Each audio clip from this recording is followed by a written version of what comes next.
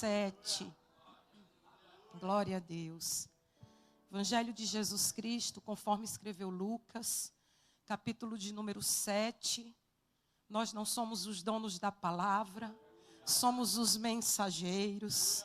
Somente carregamos a semente. A semente é que vai cair nessa manhã numa terra produtiva, numa terra boa, numa terra fértil, numa terra que já foi experimentada, adubada, fertilizada.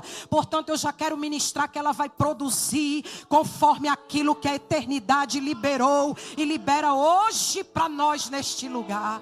Aleluia. Lucas 7, a partir do 36, quem achou, diga: eu vou morar no céu. Se alguém não achou, diga: eu vou morar também. Aleluia. Glória a Deus. Lucas 7, a partir do 36, diz assim a palavra do Senhor. E rogou-lhe um dos fariseus que comesse com ele. E entrando em casa do fariseu, assentou-se à mesa. Diga comigo, assentou-se à mesa. E eis que uma mulher da cidade, uma pecadora, sabendo que ele estava à mesa, em casa do fariseu, levou um vaso de alabastro com unguento. E estando por trás, diga comigo, por trás. E estando por trás, aos seus pés, chorando, começou a regar-lhe os pés com lágrimas e enxugava-lhes com os seus cabelos. E beijava-lhe os pés e ungia-lhes com unguento. Quando viu isto, o fariseu que o tinha convidado falava consigo, dizendo: se este fora profeta, bem saberia quem e qual é a mulher que lhe tocou, pois é uma pecadora. E respondendo Jesus, disse-lhe: Simão, uma coisa tenho a dizer-te. E ele disse: dize-a, mestre. Um certo credor tinha 2 devedores. Um devia-lhe 500 dinheiros e o outro 50. E não tendo eles como pagar, perdoou-lhe a ambos. Dize-me, pois, uma coisa, Simão: qual deles o amará mais? E Simão, respondendo, disse: tenho para mim que é aquele a quem mais perdoou. E ele lhe disse: julgaste bem. E a igreja diz: amém. Pode se assentar, por gentileza, glorificando o nome do Senhor, ao qual tributamos toda a honra, glória, louvor e exaltação. Amados, esse texto é um texto bem conhecido, né? Quem nunca ouviu falar da pecadora que ungiu os pés de Jesus? Na verdade, a palavra do Senhor vai nos dizer que o tempo em que os filhos de Israel viviam era um tempo de muita angústia, de muitas provações. O povo vivia na terra da promessa, mas vivia escravo, servo do império das trevas, que nós vamos chamar de Império Romano. O fato é que, diante dessa situação, o povo morava no que era deles, viviam no que eram deles, plantavam nas suas terras, mas tinham que pagar uma carga tributária pesada para os romanos. Eles tinham apenas uma aparente liberdade. Eles tinham apenas uma aparente autorização de ir e vir. É tão verdade que quando Jesus ele entra no cenário em Israel, a Bíblia vai dizer que ele vai encontrar um povo cego, um povo surdo, um povo que tinha diversas enfermidades, endemoniados, leprosos. E a circunstância do povo de Israel estava por um processo que a gente vai chamar de processo de endoculturação. Por quê? Era povo de Deus, levantado por Deus, vivia na terra que era herança do Senhor para eles, mas eles deixaram a identidade de Deus, a característica de Deus, a cultura de Deus, e deixaram por quê? Para viver como romano. Era tão difícil a época que muitas pessoas não sabiam se eram judeus, se eram romanos. Por quê? Mudou a linguagem, mudou as vestes, mudou a maneira e mudou o caráter. Então Jesus, quando entra no cenário, vai encontrar um sistema religioso falido, vai encontrar o sumo sacerdote aliançado com Roma e não com Deus. É tão forte isso que a Bíblia vai nos orientar e nos dizer que quem eram os sacerdotes eram Anás e Caifás, mas a palavra estava com João, o Batista, no deserto. Está entendendo? Eles tinham o título eclesiástico, eles tinham a credencial de sumo sacerdote, mas a palavra estava, oh glória, estava com um crente no deserto, mas um crente aliançado com Deus, compromissado com Deus, e que preferia agradar a Deus e não ao sistema. Quem está comigo? Quem está comigo? Aleluia! Jesus entra em cena, o povo está endoculturado, perdeu a identidade. Olha que palavra contemporânea, atual. A igreja do Senhor espalhada na terra, em muitos lugares, perderam a identidade. Elas têm nome de Deus, mas o Senhor não está ali. Elas cultuam a um Deus e o noivo está do lado de fora dizendo: eis que eu estou à porta e bato. Se alguém ouvir a minha voz, abrir a porta, eu entrarei, eu cearei com eles. Aleluia. Jesus chegou, diga: Jesus chegou. E quando ele chega, quando ele chega para resolver. Ele veio, diga comigo, ele veio e ele veio resolver. Quem crê que ele veio resolver? Ele veio resolver. O que é que ele veio resolver? O que você não resolve, o que o sistema atrapalha. Oh glória, eu sinto a presença dele aqui. Ele veio, deixou a sua grandeza, deixou a sua majestade, na plenitude dos tempos, na égide da lei, ele veio. Ele veio, ele veio. E ele não faz visitação sem propósito. A visitação dele tem propósito, a visitação dele tem mudança, a visitação dele é para quebrar paradigma, a visitação dele é para mudar a situação. E ele entra e ele começa a observar o povo endemoniado, endoculturado, o povo com mímica, com teatro, o povo fingindo ser o que não é, carregando apenas um título, mas vazio da identidade. Ele veio e ele começa agora a fazer um movimento dentro do território, pastores. Um movimento territorial que Jesus começa a fazer como missionário, porque ele era um missionário. Ele andava de todos os lugares, da Galileia para a Judeia, da Judeia para a Pérea, da Pérea para a Idumeia. Ele ia até Tiro, até Sidom, ele ia a Decápolis, ele ia e vai aonde é necessário. Aleluia. E ele começa a fazer esse ministério itinerante, missionário. E ele começa agora a observar o povo, trazendo uma palavra de vida. Diga comigo, de vida. A palavra de vida dele é: arrependei-vos e convertei-vos, porque é chegado o reino de Deus. Ele começa a fazer essa ministração e o povo está tão sedento, tão precisado, pastores, igreja do Senhor, que o povo começa a se juntar, se aglomerar. Ele vai passar pela Via Mares em Cafarnaum e ele começa a pregar o evangelho do reino. Pregando o evangelho do reino na praia, começa a se juntar um grupo de pessoas. E no mar da Galileia, no Quinérit, porque tinha a forma de uma harpa, dizendo: esse lugar é lugar de adoração. Aleluia. Ele começa a observar barcos que estão vindo. Pescadores da indústria pesqueira que estão chegando no cais. Frustrados, cansados, angustiados. Porque tem lançado rede, puxado rede e não tem peixe. Só tem lixo. Só tem alga. Só tem entulho. Os pescadores precisam de providência. Os pescadores precisam de provisões. Os pescadores precisam pagar imposto para Roma. A situação está crítica. O sistema religioso corrompido. E os peixes não estão chegando na rede. É alga, é lixo.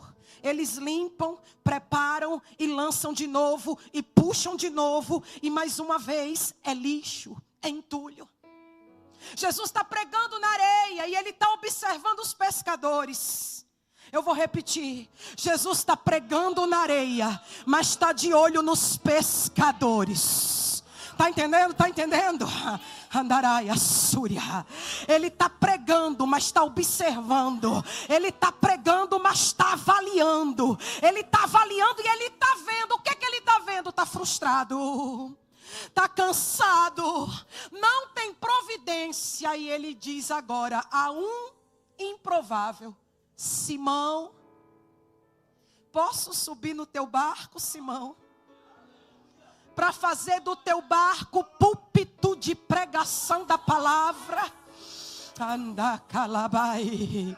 Oh, Simão, Jesus está perguntando para você na manhã deste dia, na missão Graça e Paz, você está disponível para desacelerar, para acreditar, para emprestar o teu barco para ser púlpito de pregação da palavra?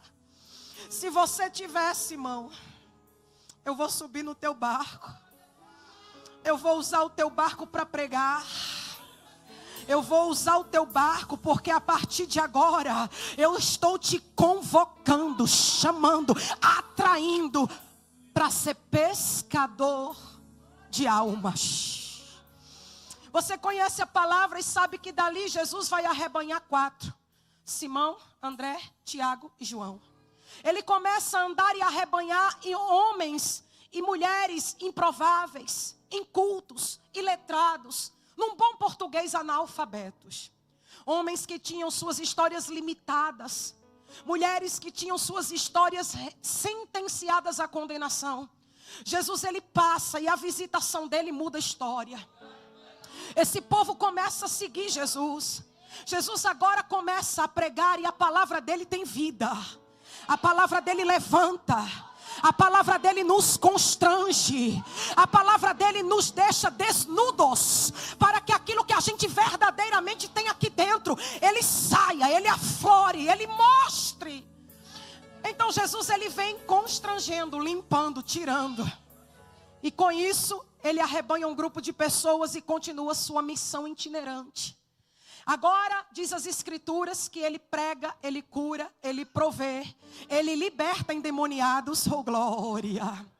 Ele muda a história, pastores, aleluia. E de repente ele resolve fazer uma reunião de obreiros. E ele diz aos seus obreiros, aos seus homens e mulheres que estão ali seguindo ele: vamos fazer uma ministração.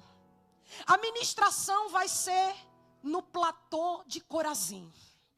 Um campo aberto, um lugar que vai vir gente de todo lado.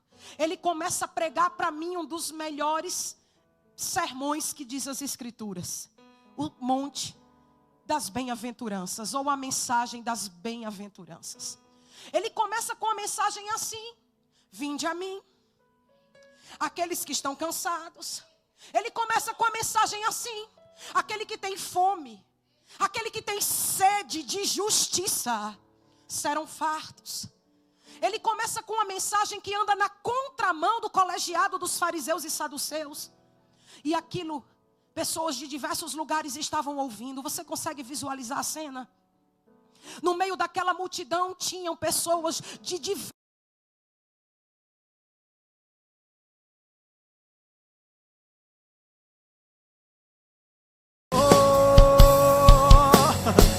Vamos cantar.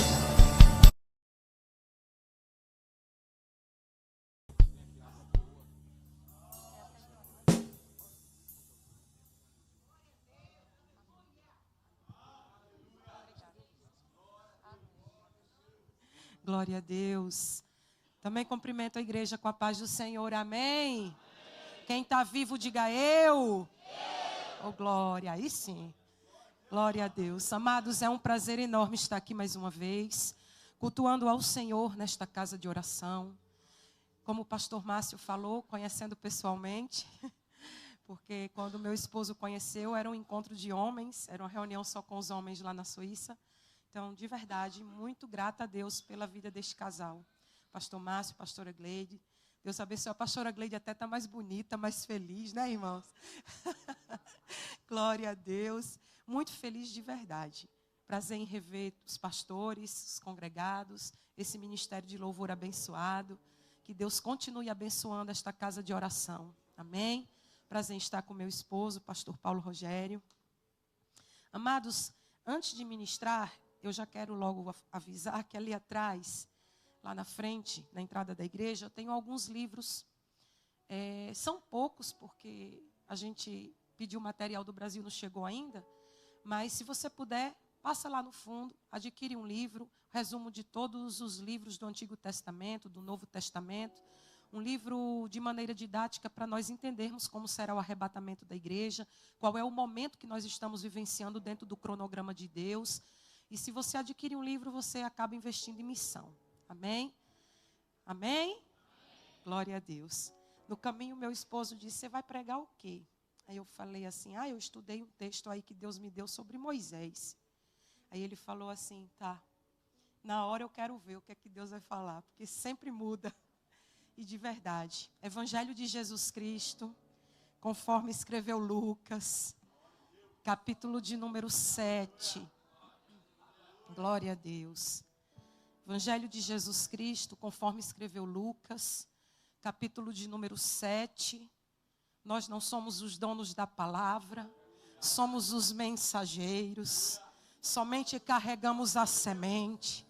A semente é que vai cair nessa manhã numa terra produtiva, numa terra boa, numa terra fértil, numa terra que já foi experimentada, adubada, fertilizada. Portanto, eu já quero ministrar que ela vai produzir conforme aquilo que a eternidade liberou e libera hoje para nós neste lugar.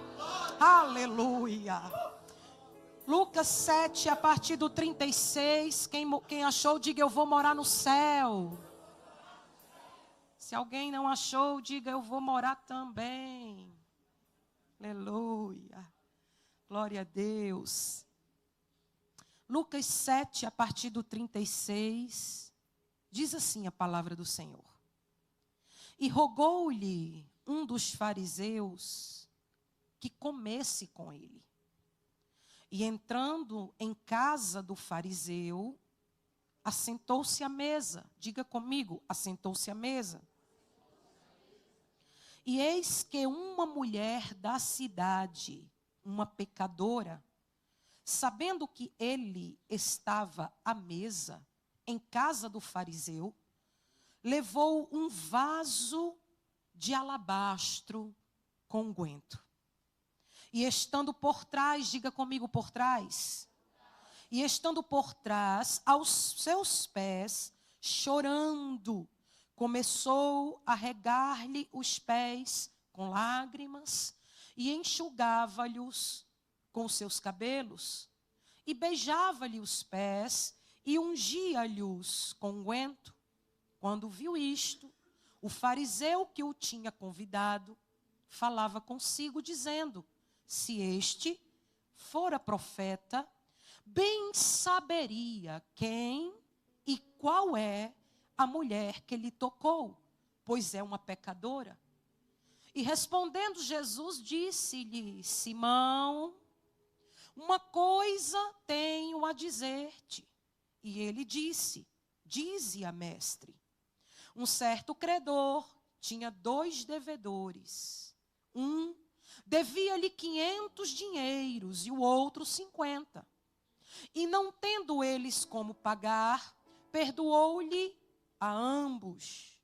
Dize-me, pois, uma coisa, Simão, qual deles o amará mais? E Simão respondendo disse: tenho para mim que é aquele a quem mais perdoou. E ele lhe disse: julgaste bem. E a igreja diz: amém. Pode se assentar por gentileza, glorificando o nome do Senhor, ao qual tributamos toda honra, glória, louvor e exaltação. Amados, esse texto é um texto bem conhecido, né? Quem nunca ouviu falar da pecadora que ungiu os pés de Jesus? Na verdade, a palavra do Senhor vai nos dizer que o tempo em que os filhos de Israel viviam era um tempo de muita angústia, de muitas provações.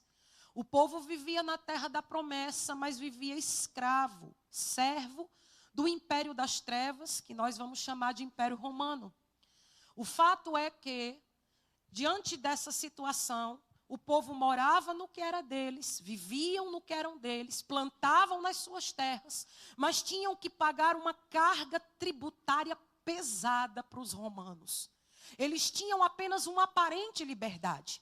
Eles tinham apenas uma aparente autorização de ir e vir. É tão verdade que quando Jesus ele entra no cenário em Israel, a Bíblia vai dizer que ele vai encontrar um povo cego, um povo surdo, um povo que tinha diversas enfermidades, endemoniados, leprosos. E a circunstância do povo de Israel estava por um processo que a gente vai chamar de processo de endoculturação. Por quê? Era povo de Deus, levantado por Deus, vivia na terra que era herança do Senhor para eles, mas eles deixaram a identidade de Deus, a característica de Deus, a cultura de Deus, e deixaram por quê? Para viver como romano. Era tão difícil a época que muitas pessoas não sabiam se eram judeus, se eram romanos. Por quê? Mudou a linguagem, mudou as vestes, mudou a maneira e mudou o caráter.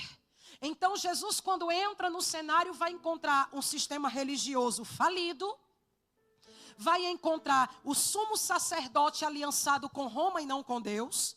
É tão forte isso que a Bíblia vai nos orientar e nos dizer que quem eram os sacerdotes eram Anás e Caifás, mas a palavra estava com João, o Batista, no deserto. Está entendendo? Eles tinham o título eclesiástico, eles tinham a credencial de sumo sacerdote, mas a palavra estava, oh glória, estava com um crente no deserto, mas um crente aliançado com Deus, compromissado com Deus e que preferia agradar a Deus e não ao sistema. Quem está comigo? Quem está comigo? Aleluia! Jesus entra em cena, o povo está endoculturado, perdeu a identidade. Olha que palavra contemporânea, atual. A igreja do Senhor espalhada na terra, em muitos lugares, perderam a identidade. Elas têm nome de Deus, mas o Senhor não está ali. Elas cultuam a um Deus e o noivo está do lado de fora dizendo: eis que eu estou à porta e bato. Se alguém ouvir a minha voz, abrir a porta, eu entrarei, eu cearei com eles. Aleluia. Jesus chegou, diga: Jesus chegou. E quando ele chega, quando ele chega para resolver. Ele veio, diga comigo, ele veio e ele veio resolver. Quem crê que ele veio resolver? Ele veio resolver. O que é que ele veio resolver? O que você não resolve, o que o sistema atrapalha. Oh glória, eu sinto a presença dele aqui. Ele veio, deixou a sua grandeza, deixou a sua majestade, na plenitude dos tempos, na égide da lei, ele veio. Ele veio, ele veio. E ele não faz visitação sem propósito. A visitação dele tem propósito, a visitação dele tem mudança, a visitação dele é para quebrar paradigma, a visitação dele é para mudar a situação. E ele entra e ele começa a observar o povo endemoniado, endoculturado, o povo com mímica, com teatro, o povo fingindo ser o que não é, carregando apenas um título, mas vazio da identidade. Ele veio e ele começa agora a fazer um movimento dentro do território, pastores. Um movimento territorial que Jesus começa a fazer como missionário, porque ele era um missionário. Ele andava de todos os lugares, da Galileia para a Judeia, da Judeia para a Pérea, da Pérea para a Idumeia. Ele ia até Tiro, até Sidom, ele ia a Decápolis, ele ia e vai aonde é necessário.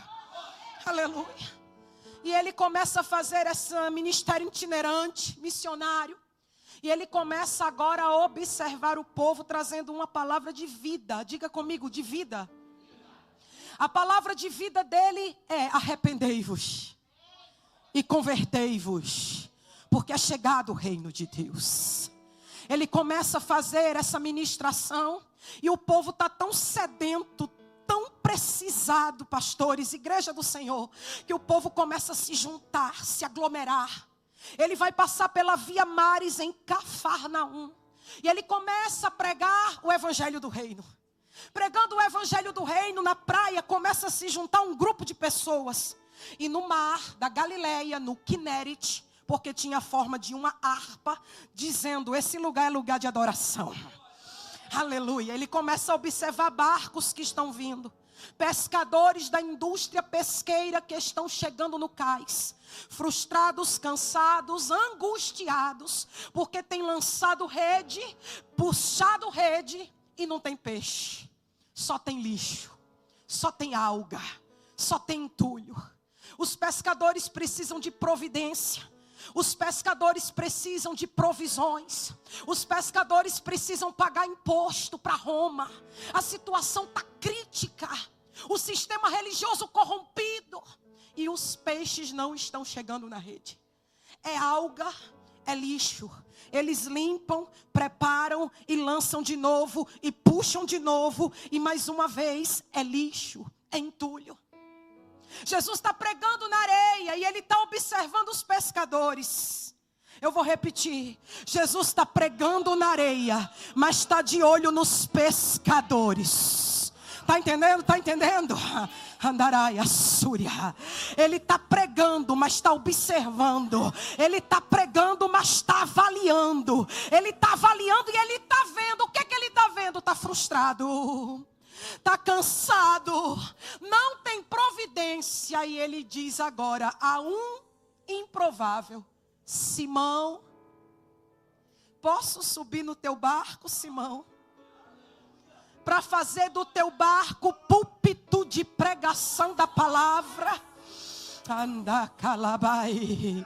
Oh, Simão, Jesus está perguntando para você na manhã deste dia, na missão Graça e Paz: você está disponível para desacelerar, para acreditar, para emprestar o teu barco para ser púlpito de pregação da palavra? Se você tivesse, irmão, eu vou subir no teu barco, eu vou usar o teu barco para pregar. Eu vou usar o teu barco, porque a partir de agora eu estou te convocando, chamando, atraindo para ser pescador de almas. Você conhece a palavra e sabe que dali Jesus vai arrebanhar 4: Simão, André, Tiago e João. Ele começa a andar e arrebanhar em homens e mulheres improváveis, incultos, iletrados, num bom português, analfabetos. Homens que tinham suas histórias limitadas. Mulheres que tinham suas histórias sentenciadas à condenação. Jesus, ele passa e a visitação dele muda a história. Esse povo começa a seguir Jesus. Jesus agora começa a pregar e a palavra dele tem vida. A palavra dele levanta. A palavra dele nos constrange.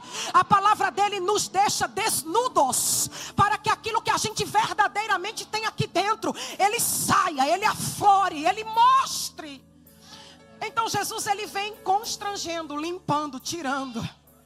E com isso, ele arrebanha um grupo de pessoas e continua sua missão itinerante. Agora, diz as escrituras que ele prega, ele cura, ele provê, ele liberta endemoniados, oh glória. Ele muda a história, pastores, aleluia. E de repente ele resolve fazer uma reunião de obreiros. E ele diz aos seus obreiros, aos seus homens e mulheres que estão ali seguindo ele: vamos fazer uma ministração. A ministração vai ser no platô de Corazim. Um campo aberto, um lugar que vai vir gente de todo lado. Ele começa a pregar para mim um dos melhores sermões que diz as escrituras. O monte das bem-aventuranças, ou a mensagem das bem-aventuranças. Ele começa com a mensagem assim: vinde a mim, aqueles que estão cansados. Ele começa com a mensagem assim: aquele que tem fome, aquele que tem sede de justiça, serão fartos. Ele começa com uma mensagem que anda na contramão do colegiado dos fariseus e saduceus. E aquilo, pessoas de diversos lugares estavam ouvindo. Você consegue visualizar a cena? No meio daquela multidão tinham pessoas de diversos lugares, de diversas tribos espalhadas em Israel. E a mensagem está entrando como uma flecha. Aleluia. E diz as escrituras que ele fica muito conhecido por causa dessa mensagem. Ele fica tão conhecido que essa mensagem começa a cair como uma bomba no sistema religioso falido. Essa mensagem começa a incomodar o império das trevas, que é o Império Romano. Essa mensagem começa a atrair, diga comigo, atrair. Porque todas as vezes que você prega a verdade, Deus atrai para você as almas necessitadas. Todas as vezes que você prega a mensagem que não é sua, mas é do coração de Deus, a necessidade do povo que está ouvindo vai ser saciada por aquele que enviou a sua mensagem.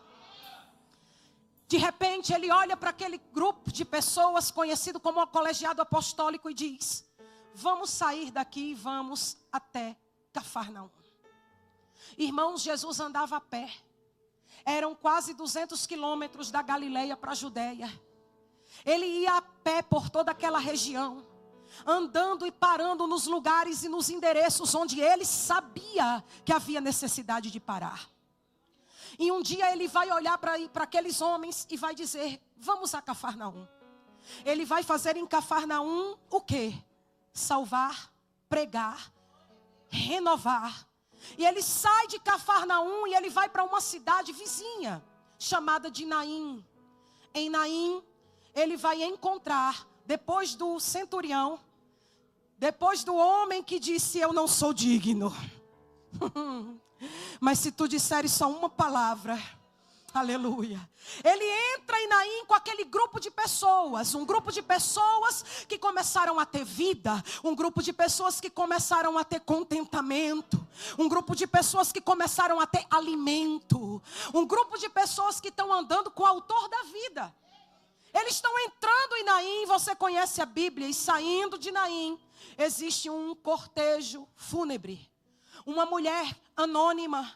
Uma mulher viúva, uma mulher que está sepultando o seu único filho. Um grupo de pessoas acompanha, escute isso aqui.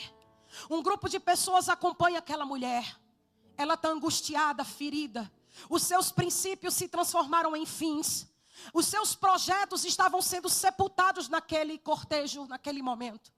Só que quando ela está saindo pela porta da cidade, para ir até o lado de fora para sepultar o seu filho, existe um grupo chegando com Cristo.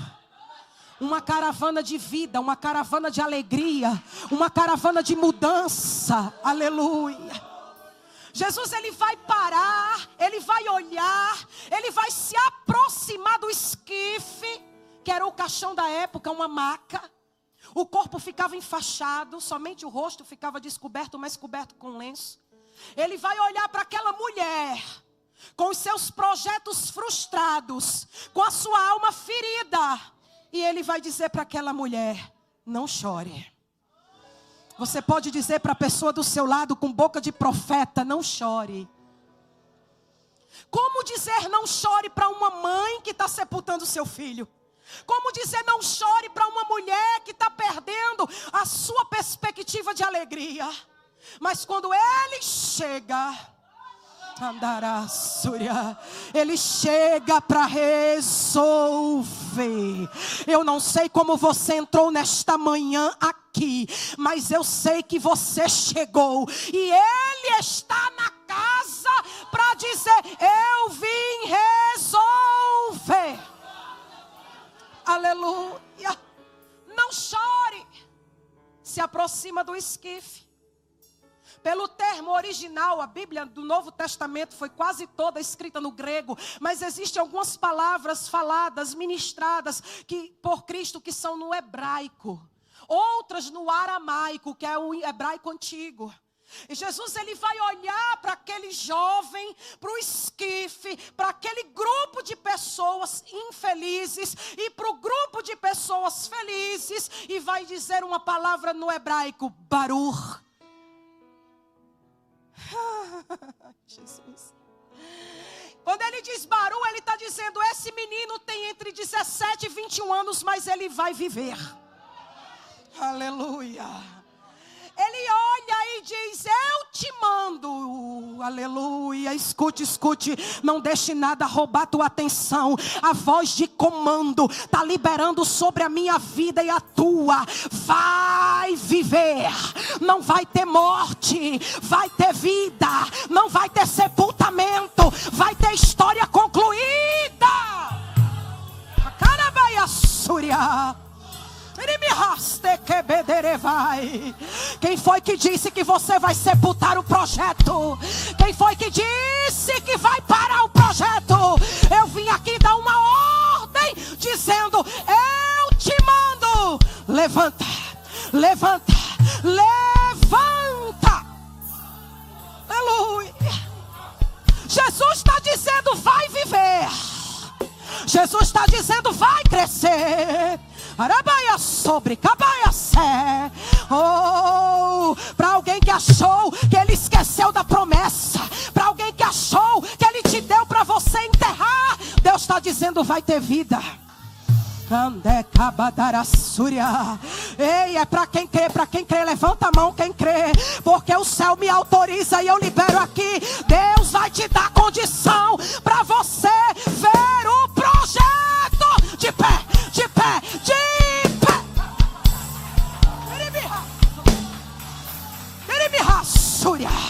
Tira da gaveta, tira do envelope, tira da gaveta. Cabadaraçaio. Deus te deu o projeto, está na gaveta, por quê? Deus te deu a palavra, parou de estudar, por quê? Deus te deu a composição, tira o caderno de composição da gaveta. Ah, pastor Enilane, não se cumpriu, mas vai, porque aquele que prometeu é fiel. É fiel para cumprir.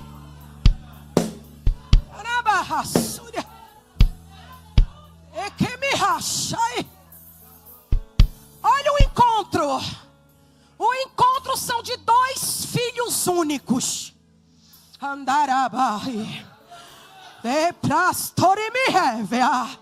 Tem três entendendo. Olha o encontro.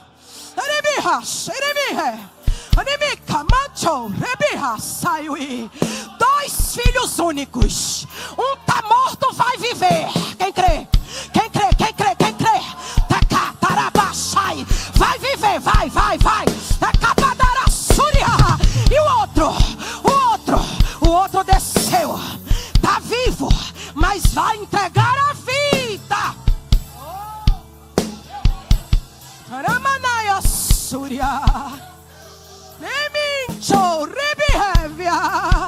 Ele chegou. Ele pacaia sob derga. Eita glória. Ele chegou.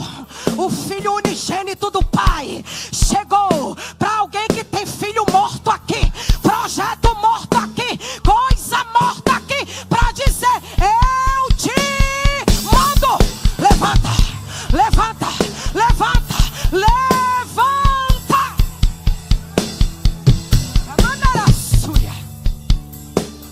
Ministério parado, levanta. Obreiro entristecido, levanta. Você é obreiro da 1ª hora. Sabe o que significa o povo que você tem que lidar? Amante de si mesmo, não suporta ouvir a sã doutrina, não tem compromisso com a eternidade, tem compromisso só com aqui, com a terra. Mas Deus está dizendo aqui hoje: levanta, levanta. Oh glória.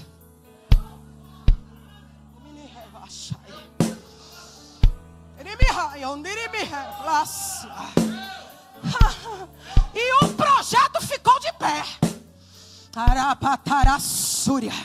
O projeto se levantou do túmulo. Ei, oh general de guerra, eu vim aqui te dizer que Ele é grande. Ele é grande, Ele é grande. Levanta. E o menino se levantou, ó. Você está crendo nisso aqui? O que Deus te prometeu vai se levantar. A promessa dele vai se levantar. Oh, eu vejo Deus tirando resistências espirituais. Eu vejo Deus quebrando cadeias. Eu vejo as portas da facilidade sendo abertas aqui. Sendo abertas aqui. Oh, e o menino Baruch Lever se levantou. Você está crendo, varão? Levanta. É Deus dizendo assim, ó: tá cheio de problema, tá cheio de resistência, tá cheio de adversidade. Era para ter sepultado, era para ter morrido, mas a voz de governo disse: levanta, levanta. Imediatamente, pastores, igreja do Senhor, o menino se levantou. Jesus devolveu ele à mãe.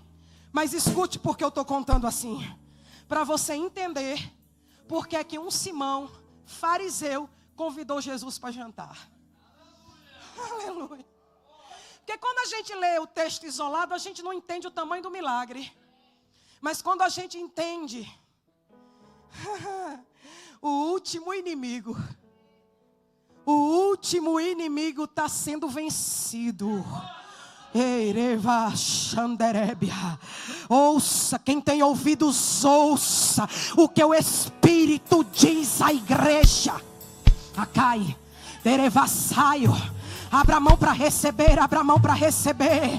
O último inimigo está sendo vencido pela liberação desta palavra. Vai abrir, vai acontecer, vai liberar, vai viver. Arabai. E o jovem de 17 a 21 anos se levantou e foi restituído à mãe. O povo que viu, escute para entender agora o milagre, o mistério. O povo que viu, que estava no cortejo, começou a dizer assim, ó, presta atenção em mim. Navi, Lacum, Karov. Navi, Lacum, Karov. Tradução: um grande profeta se levantou entre nós. Um grande profeta se levantou entre nós. Só que quando o povo começou a dizer isto, os religiosos que ouviram, os estudiosos da lei, começaram a se lembrar de Moisés. Por quê? Moisés profetizou: um dia Adonai Darabai levantará no meio. É dentro, é no meio de vós um profeta semelhante a mim, mas a ele vós ouvireis. Só que presta atenção. Lá em Gênesis 3, presta atenção em nome do grande. Lá em Gênesis 3, Moisés está no meio do deserto, no monte de Deus. Êxodo, desculpa, irmão. Em Êxodo 3, presta atenção. Moisés está no monte de Deus, em Horebe, apacentando as ovelhas do seu sogro. Quem lembra? Aí de repente ele vai ver uma sarça pegando fogo. Pega fogo na sarça, pastor Márcio. Ela está se queimando todinha no meio do deserto, viu? Arabassúria. Só que tem um detalhe, ela está no deserto se queimando, mas ela não morre. Ela não perece, ela não acaba. Por quê? Moisés ainda não sabe. A maravilha, pastores, não é a sarça estar no deserto pegando fogo, que era comum. A maravilha era pegar fogo e não se consumir. Aí Moisés vai olhar e vai dizer: virarei para lá e verei a grande visão, porque a sarça não se consome. Vendo que Moisés se vira, Deus vai falar e vai dizer: Moshe.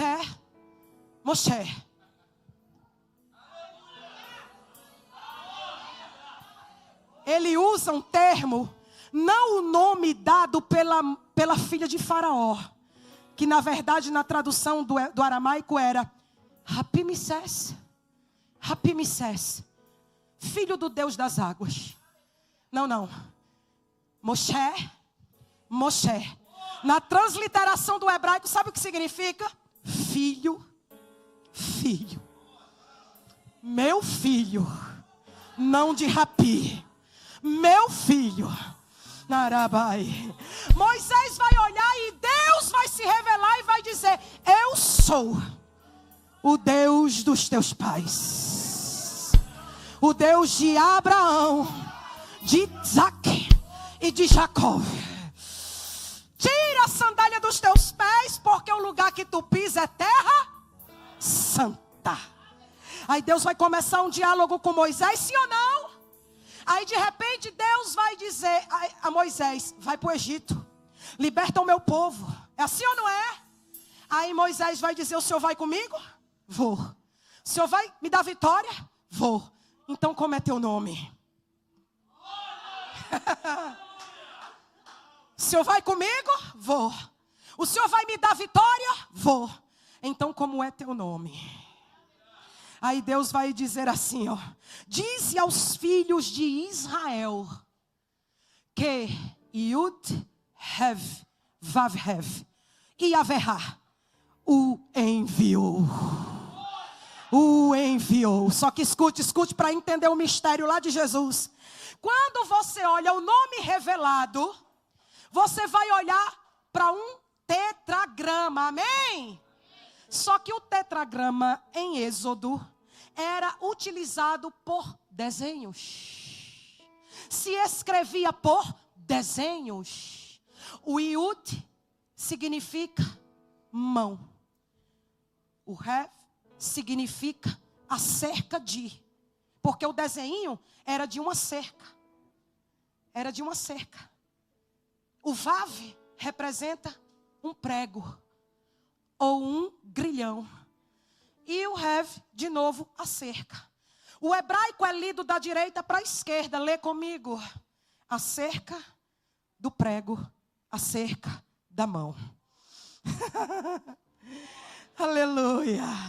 Lá no começo de tudo, Deus já estava apontando para Jesus, o homem das mãos furadas. Yud, Hev, Vav, Hev. Observem a mão, observem o prego. O nome de Deus arremessa para o nome de Jesus, para a história do Filho do Homem. Aleluia. E o Filho do Homem chega. E o Filho do Homem dá vida a quem está morto. E o Filho do Homem vai receber um convite. Diga comigo, um convite. E por que um convite? Porque a história que está rolando em Naim é que o profeta revelado por Moisés se levantou em Naim. Aleluia, você está entendendo? Só tem 5 entendendo? Sabe por que o Simão fariseu convidou Jesus para jantar na casa dele? Por causa da profecia de Moisés. Um grande profeta se levantou entre nós. Navi Lakum Karov. Jesus vai, diga comigo, Jesus vai. E Jesus vai por uma coisa. Por quê? Porque ele vai resolver o que ninguém pode resolver. Quando você lê o original aqui, o texto vai dizer que Jesus olhou para o colegiado apostólico, pastora Gleide, igreja do Senhor, e disse aos discípulos, Lecharev, eu vou para resolver. Você está entendendo?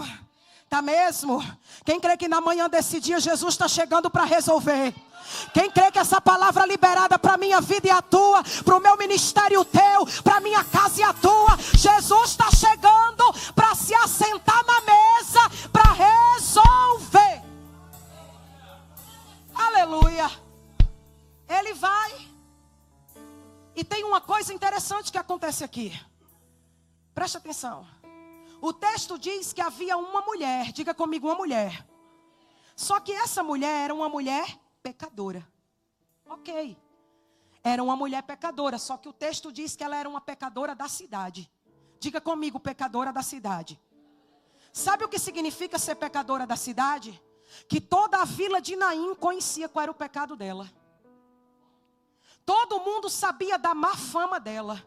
Irmãos, você pode ler a Bíblia de Gênesis e Apocalipse. Eu acredito, se não me falha a memória, que é o único texto que diz que essa mulher era muito pecadora. É a única vez que Jesus vai dizer que alguém é muito pecador. É nesse texto. Então eu estou te apresentando um personagem que não foi convidada para o jantar, que tem má fama na cidade, que todo mundo conhece a história dela. E essa mulher, ela vai entrar na casa de um fariseu, religioso. E você sabe que fariseu ama julgar, ama avaliar, ama criticar. E na cabeça do fariseu, ele é santo e os outros não.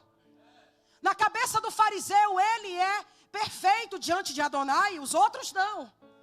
Então essa mulher pecadora, mal falada, conhecida em toda a cidade, ela vai tomar uma decisão no coração dela. O que ela vai decidir? Se Jesus vai estar na casa do fariseu, eu vou lá.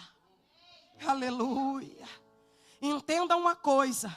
A história começa a correr. Aquele homem da mensagem do platô de Corazim, aquele homem que ressuscitou o filho da viúva de Naim, hoje à noite.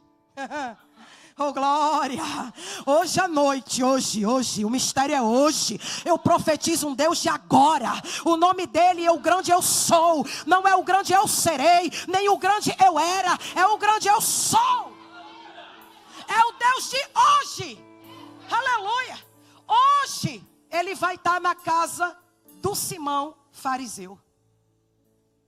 Escute, os ricos, segundo a cultura dos judeus, quando faziam banquetes, sempre era à noite. Por causa do calor. Essa região é uma região quente.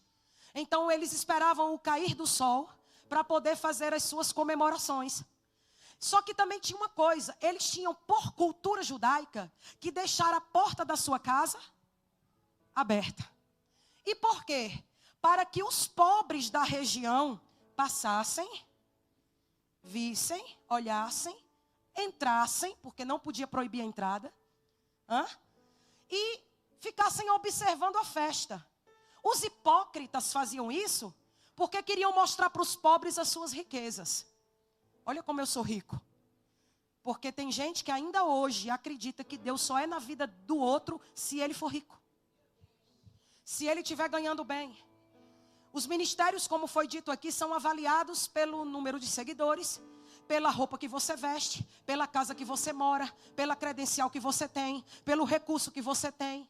Os ministérios são avaliados segundo as avaliações humanas de uma maneira completamente antibíblica, porque Deus avalia diferente. Aleluia. Para Deus o menor é maior, o último é primeiro. O que não era, ele faz ser. Aleluia. Então diz a palavra que as pessoas entravam e ficavam observando. Só que tem um detalhe, preste atenção. Eles podiam entrar, observar, mas eles não podiam sentar na cadeira. E eles não podiam comer da comida. Eles só tinham direito a comer da comida se sobrasse.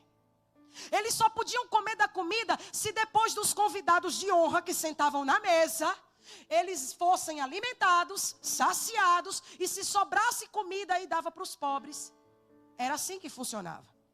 Então eu estou te apresentando um texto onde Jesus está sendo perseguido pelo colegiado dos religiosos, fariseus, doutores da lei que acreditam na ressurreição dos mortos, saduceus, doutores da lei que não acreditam na ressurreição dos mortos, mas os dois tiveram que ver o morto ressuscitar. Aleluia. Os religiosos, os pobres, os desviados, os desacreditados, Deus reuniu todo mundo naquele banquete. Só que preste atenção, quem financiou o banquete? O fariseu. Quem abriu a porta da casa? O fariseu. Quem convidou os grupos diversos? O fariseu. Então olha a situação dessa mulher. Eu ouvi a mensagem dele do platô de Corazim. Ele disse: se eu estiver cansada, sobrecarregada, ele me aliviará.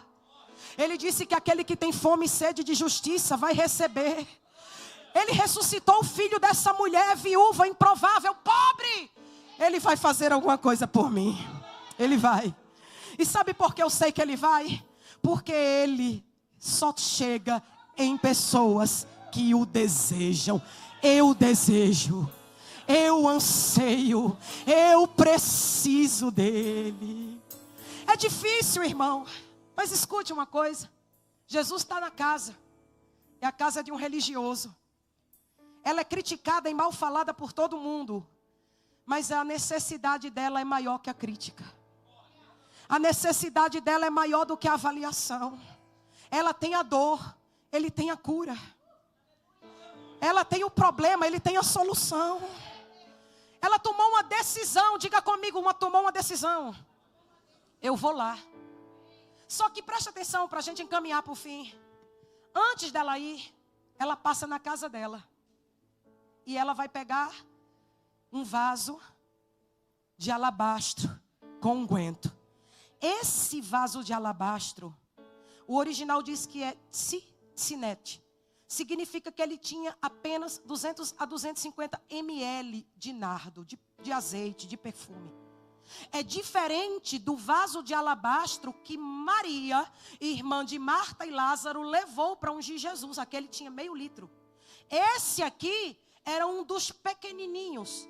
Só que ela, sabendo quem ela era, porque Jesus é assim, quando a gente chega perto dele, a gente sabe quem a gente é. Quando você verdadeiramente chega perto de Cristo, você não tem mímica, não tem teatro, não tem fingimento. Eu não presto, eu sou pecadora, eu tenho transgredido. Ela sabia o que pensava, ela sabia o que sentia, ela sabia do pecado dela, aleluia. Então ela pensa, não presto para nada, vou pegar em casa alguma coisa que tem valor. Aleluia. O que ela não sabia, mas vai saber daqui a pouco, é que o que Jesus foi lecharev na casa do fariseu, foi por ela. Foi por ela. Ela pega o vaso de alabastro, pastor Márcio, pendura num cordão, coloca no meio do peito, porque as mulheres andavam com os vasos de cinete no meio do peito. Essa pedra era uma pedra branca, vítrea, que quando você olhava dentro, você via que tinha um líquido lá dentro. Assim é o evangelho. Tem que andar no meio do peito, transparência. Guardado no meio do peito. Ela pega aquilo, ela entra na casa do fariseu e, como de costume, ela se encosta num canto e fica lá. Todo mundo olhando para ela. O que essa pecadora veio fazer? O que essa mulher mal falada veio fazer? Só que pela lei eles não podiam fazer nada, tinham que aturar ela lá. E ela fica lá. E ela fica porque ela sabe da necessidade que ela tem. E de repente, sobre quebererácia. E de repente ela começa a observar. Ela preparou o culto em casa, mas quando chegou, Quando chegou o Espírito, foi mudando a história. Ela começa a observar. Ela observa que quem financiou a festa não honra. Quem financiou o banquete não adora. Quem financiou o jantar não se senta na mesa, não conversa com ele, não tem diálogo com ele. Você consegue entender? Quando a gente chega na casa do Senhor, na mesa do banquete, a gente tem que ter reverência, adoração, oração, derramamento, ouvir a instrução. Aleluia. Ela começa a observar, pastora, e ela vê: ninguém está honrando ele, ninguém beijou ele, ninguém ungiu o pé dele. Costume judaico, nem a testa. Os pés dele estão empoeirados das estradas. Esse homem está aqui e eu sei quem ele é. Eu conheço. Os religiosos não estavam conhecendo, mas a pecadora conheceu. Os religiosos não estavam vendo, mas a improvável viu. Irmãos, de repente a atração foi mais forte. Ela se descolou da parede, se jogou nos pés dele, começou a chorar. E ela chorou, e ela derramou a angústia dela no pé dele.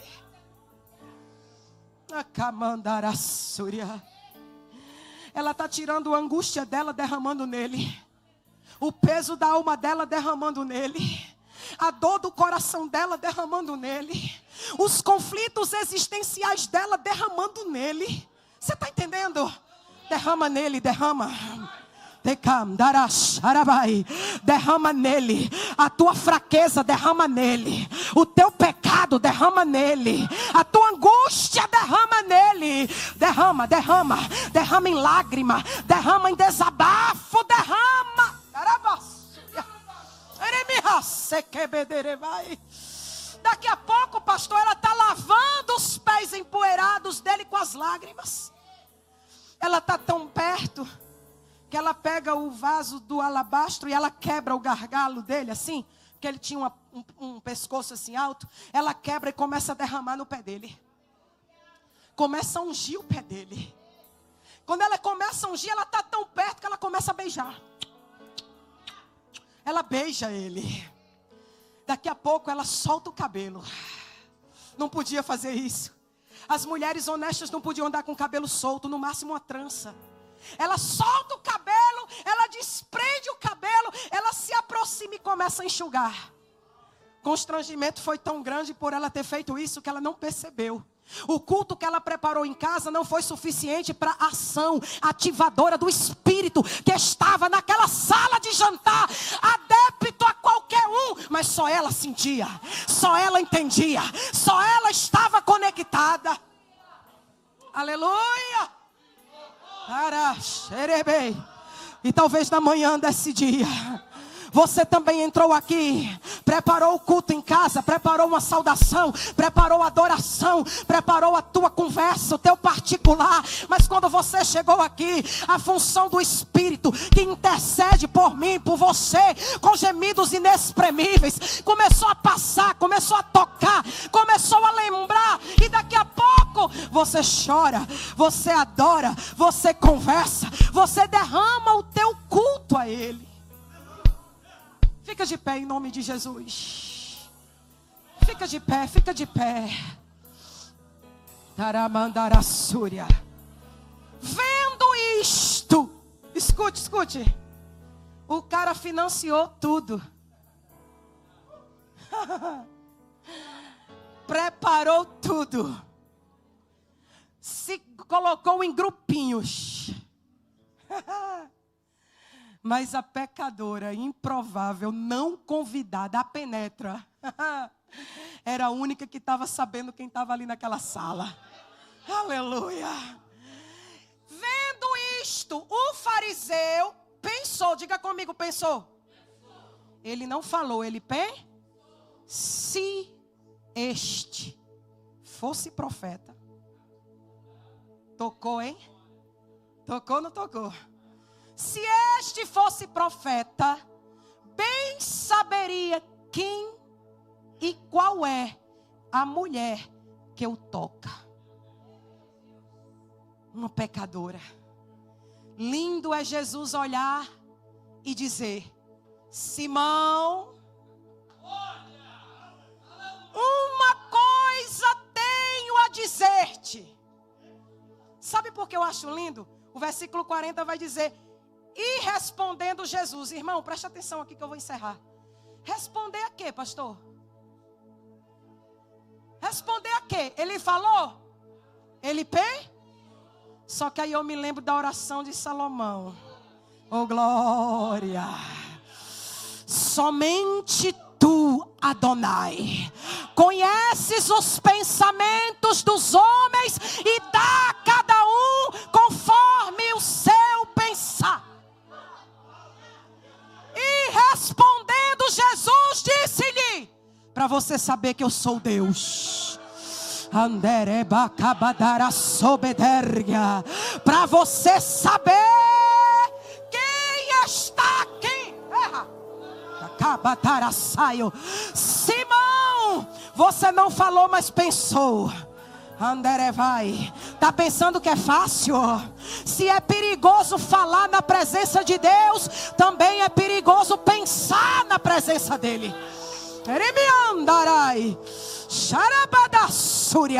Uma coisa, meu Deus do céu, o cara é fariseu, tem patente, tem doutorado, é doutor em divindade, oh glória, é cheio de teologia, ortodoxia, liturgia, ele conhece a letra, ele conhece a lei, ele conhece tudo do papel, mas ele não conhece a presença. Simão, uma coisa tenho a dizer-te. E eu encerro aqui porque isso é para arrebentar. Um credor. Quem é o credor? Ele, Cristo. Tinha 2 pecadores. Quantos? Ela é uma.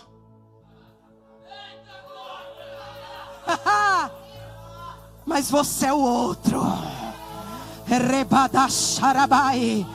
Você está encastelado, entronizado, cercado, triunfante, rico. E eu estou dizendo que você também me deve.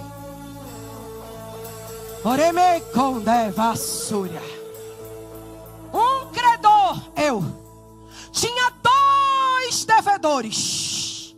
Um devia muito, outro devia pouco. Mas nem o que devia muito e nem o que devia pouco podiam pagar. Era o dono da vida, a voz de governo, a voz de comando, o que tem o crédito, o que ia dar a vida para quebrar a maldição. Ele estava dizendo: ela me deve, mas você também. Mas nem você sendo rico, nem você tendo credencial, nem você sendo próspero, você também não pode pagar. Então o credor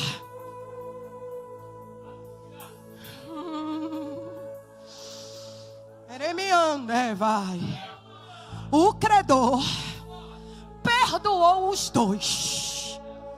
Perdoou a ambos.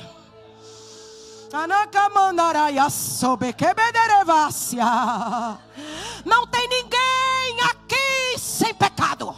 Arabaia sub, cabanderébia, edei couchor que le manderevia. A credencial não te isenta de pecado. O recurso não te isenta de pecado. Você ter onde morar não te isenta de pecado. Está na casa de Deus dando glória não te isenta de pecado. Você conhecer a palavra não te isenta de pecado. Oh, decalabai. O que é que me isenta de pecado? Reconhecer que sou pecador. Eu sou pecador. E me anderei. Simão, vê cultuando, até agora chorando, até agora adorando, até agora ofertando. E Jesus, olha aqui para mim para terminar. E Jesus nem falou com ela. Sabe aquele culto que a gente chega e Senhor, fala comigo hoje. Eu preciso de revelação. Eu preciso do profeta aviãozinho marchando, chegando em mim, entregando o oculto, profundo e escondido. Ela está adorando, cultuando, o povo está criticando, o fariseu está reclamando e ela adorando. E ela cultuando. Ela não está nem aí para fariseu, para saduceu, para religioso, para crítico. Ela sabe quem está ali. Oh glória. Depois disso tudo, aí Jesus, vês esta mulher. Quer que eu te diga uma coisa? Faz o que tem que fazer com excelência para Ele. Porque no final da história, a conversa de Cristo não é com quem critica. A conversa de Cristo não é com quem avalia. A conversa de Cristo é com você que adora. Vês esta mulher. Cheguei na tua casa, tu não me ungiste. Eu vim caminhando de longe, tu não me honraste. Não lavaste os meus pés empoeirados. Não ungiste minha cabeça com óleo. Não me deste ósculo santo. Preparasse tudo, mas não se derramasse. Abrisse a porta da tua casa, mas não conversasse comigo. Não recebeste a minha instrução. Mas esta mulher, desde que eu cheguei aqui, ela chora. Ela me adora. Ela me unge, ela me beija e enxuga com seus cabelos. Pois eu tenho uma coisa para dizer-te, Simão. Os seus muito pecados. Os seus muito pecados lhes são perdoados. Estão perdoados, estão perdoados, estão perdoados, estão perdoados. Não importa como foi, nem o que foi, nem o que te levou a fazer isso. Os teus muito pecados estão perdoados. Você pode adorar? Você pode adorar, você pode adorar. Você pode engrandecer, você pode exaltar, você pode entronizá-lo, você pode engrandecê-lo, porque Ele nos perdoou, Ele nos lavou, Ele nos remiu. Adore, adore, adore, adore, adore, adore o nome dEle. Ele tem ciúmes de mim. O seu amor é como um furacão, que eu me rendo ao vento de tua misericórdia.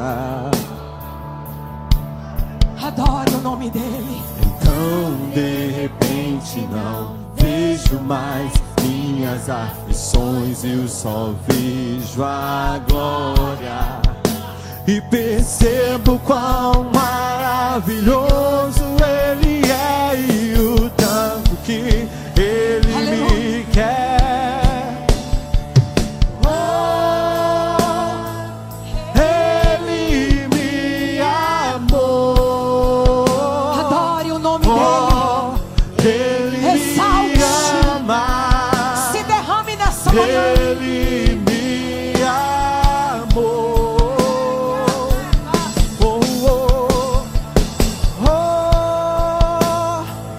Ele me amou.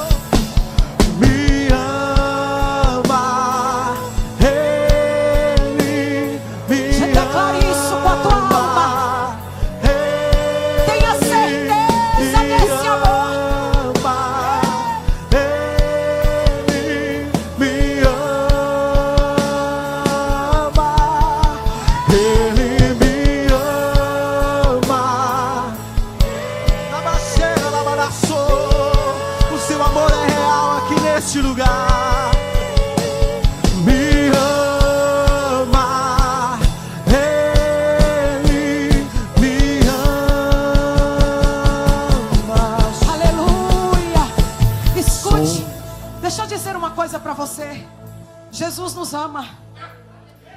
Deus nos ama. Ele nos ama tanto que Ele vai se revelar para o profeta Jeremias.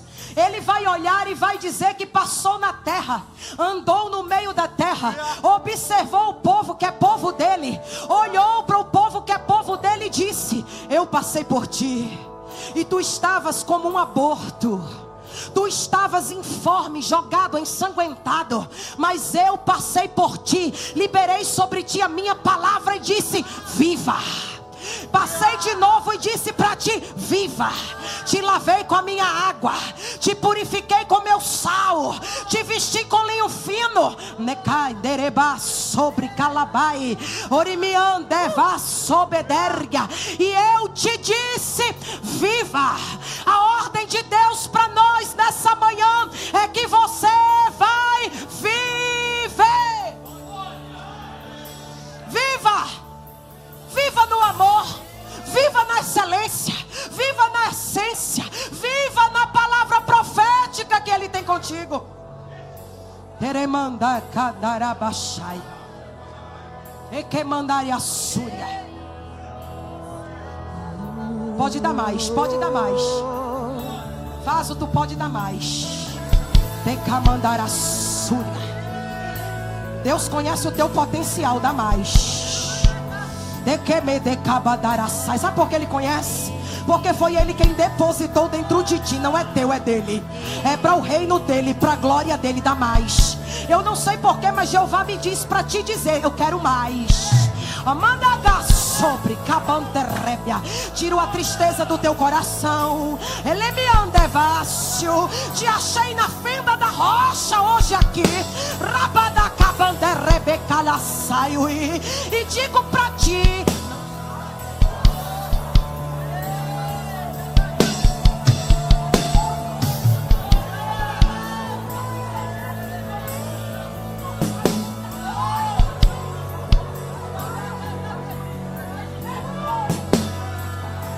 adore, adore, adore, porque Ele te achou hoje aqui.